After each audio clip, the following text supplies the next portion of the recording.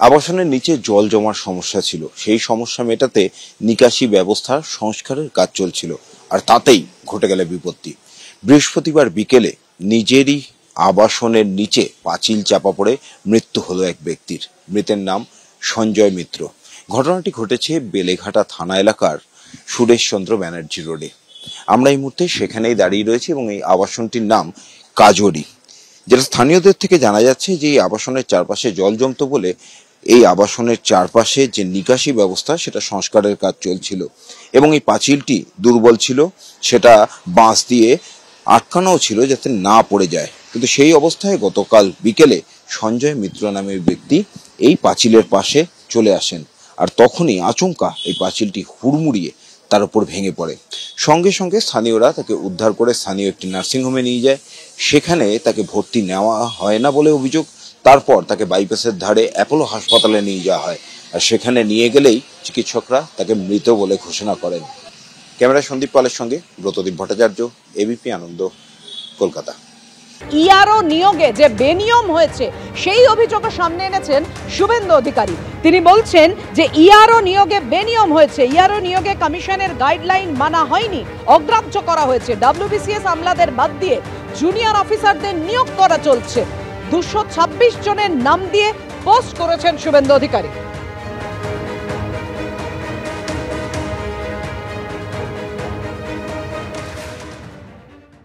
আমরা ইলেকশন কমিশনারকে একটা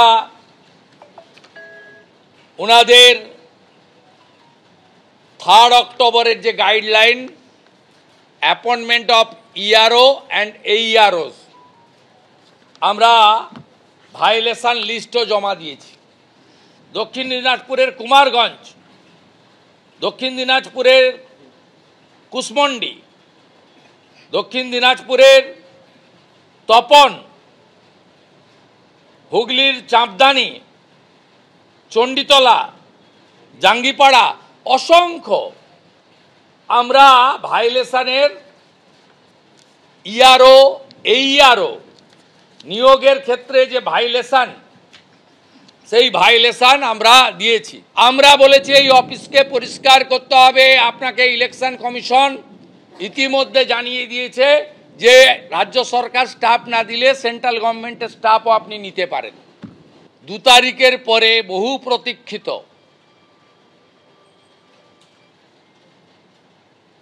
webcasting camera কেলেঙ্কারি, ওই তথ্য প্রমাণ বিরোধী দলনেতা প্রকাশ করবে। সেদিন যা দেখাবো, যা দেব, পশ্চিমবাংলায় গত লোকসভা নির্বাচন যে প্রহসনের নির্বাচন হয়েছে তথ্য দিয়ে প্রমাণ করবে।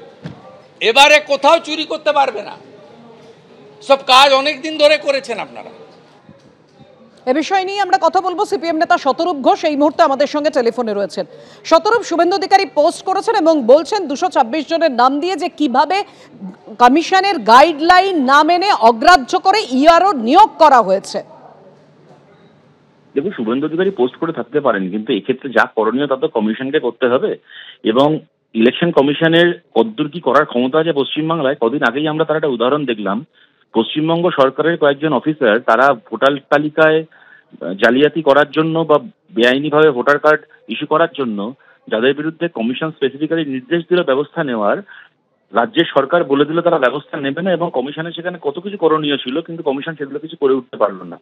যে কোনো কারণেই হোক না কেন, ভারতের বাকি রাজ্যগুলোর জন্য একরকম ভাবে চলে, কিন্তু পশ্চিমবাংলার ক্ষেত্রে এসে বিজেপি শাসিত, কেন্দ্রের সরকার শাসিত বিভিন্ন কমিশন, সেটা ইলেকশন কমিশনও হতে পারে কি সেটা ইডিসিবিআই হতে পারে, তাদের চেহারা পাল্টে যায়। এবং তার সবচেয়ে বড় প্রমাণ শুভেন্দু অধিকারী নিজেই। উনি গত 1-1.5 বছর ধরে, 2 বছর ধরে এরকম অনেক সময় অনেক কথা বলে এসছেন, কিন্তু দেখা গেছে যে ওনার মাথার উপর ওনার দলের যে নেতারা আছেন যারা কিনা দেশের সরকার চালাচ্ছেন তাদের দিক থেকে কোনো সহযোগিতা পাওয়া যায়নি। ধরুন, আপনার মনে থাকবে গত পঞ্চায়েত ভোটের সময় শুভেন্দু অধিকারীরা মামলা করলেন, আদালত রায় দিল যে সেন্ট্রাল ফোর্স আনতে হবে পঞ্চায়েত ভোট করার জন্য। কি হলো, পঞ্চায়েত ভোট যেদিন পশ্চিমবাংলায় হয়ে গেল তার পরের দিন সেন্ট্রাল ফোর্স এসে পৌঁছলো বেশ কতগুলো জায়গায়। সুতরাং এইগুলো শুভেন্দু অধিকারীকে দেখলে আগে আমাদের রাগ হতো, এখন করুণা হয় যে উনি ওনার মতো করে এত কিছু করে যাচ্ছেন, কিন্তু মোদী, অমিত শাহ মোটামুটি ওনাকে মমতা বন্দ্যোপাধ্যায়ের কাছে বেঁচে দিয়েছেন। ধন্যবাদ শতরূপ। অর্থাৎ ইলেকটোরাল রেজিস্ট্রেশন অফিসার নিয়োগে যে বেনিয়ম হয়েছে, WBCS আমলাদের বাদ দিয়ে জুনিয়র অফিসারদের নিয়োগ করা হয়েছে, সেটা একেবারে পোস্ট করেছেন শুভেন্দু অধিকারী 226 জনের নাম উল্লেখ করে। কি বলেছেন আরো একবার দেখুন। আমরা ইলেকশন কমিশনারকে একটা ওনাদের 3 অক্টোবরের যে guideline appointment of ERO and AEROs, আমরা ভাইলেশন লিস্টও জমা দিয়েছি। দক্ষিণ দিনাজপুরের কুমারগঞ্জ, দক্ষিণ দিনাজপুরের কুসমন্ডি, দক্ষিণ দিনাজপুরের তপন, হুগলির চাঁপদানি, চণ্ডীতলা, জাঙ্গিপাড়া, অসংখ্য আমরা ভাইলেশনের ইআরও AERO নিয়োগের ক্ষেত্রে যে ভাইলেশন, সেই ভাইলেশন আমরা দিয়েছি। আমরা বলেছি এই অফিসকে পরিষ্কার করতে হবে। আপনাকে ইলেকশন কমিশন ইতিমধ্যে জানিয়ে দিয়েছে যে রাজ্য সরকার স্টাফ না দিলে সেন্ট্রাল গভর্নমেন্টের স্টাফও আপনি নিতে পারেন। 2 তারিখের পরে বহু প্রতীক্ষিত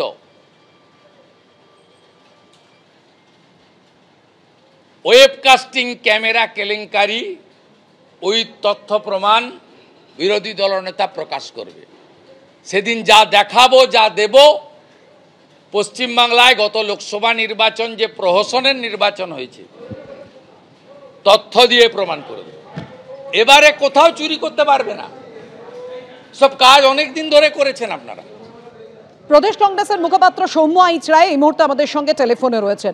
সৌম্যদা, কি বলবেন? শুভেন্দু অধিকারী অভিযোগ করছেন যে ইআরও নিয়োগে অনিয়ম হয়েছে, কমিশনের গাইডলাইন মানা হয়নি। এখন আমরা প্রথমে বলি যে দেখুন, শুভেন্দুবাবু কি বলেছেন, তিনি তার বক্তব্য বলেছেন, সে বিষয়ে আমি প্রতিক্রিয়া দেব না। কিন্তু পশ্চিমবঙ্গের সরকার প্রথম দিন থেকেই পুকুর চুরি করে এবং এটা জল মেশাতে চাইছে, গণতন্ত্রকে লুট করতে চাইছে। এবং আপনারা লক্ষ্য করে দেখবেন, এই রাজ্যে ভোটার, এই রাজ্যে মৃত ভোটার, এই রাজ্যে ফলস ভোটার রাখার জন্য সর্বত জাতপররাই চেষ্টা করে যাচ্ছে রাজ্য সরকার।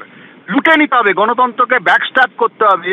তার জন্য বিগত দিনে নির্বাচন, এই নির্বাচনে এরা করবে। এবং দেখবেন এই সমস্ত বিআরও এবং বিএলআরওদের সমস্ত জায়গায় নিজেদের সরকারি অফিসারদের কার্যত ধমক চমক দিচ্ছেন।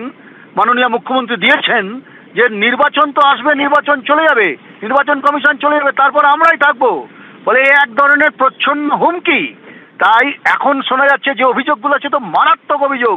যদি এই অভিযোগের 1% সত্যতা থাকে, তাহলে নির্বাচন কমিশন এই নির্বাচনের আগে এই প্রক্রিয়াকে ঠিক করতে হবে, নাহলে এই পশ্চিমবাংলায় নির্বাচনটা লুট হবে, লুট, গণতান্ত্রিক লুট, অর্গানাইজড লুটে রূপান্তরিত হবে। ধন্যবাদ।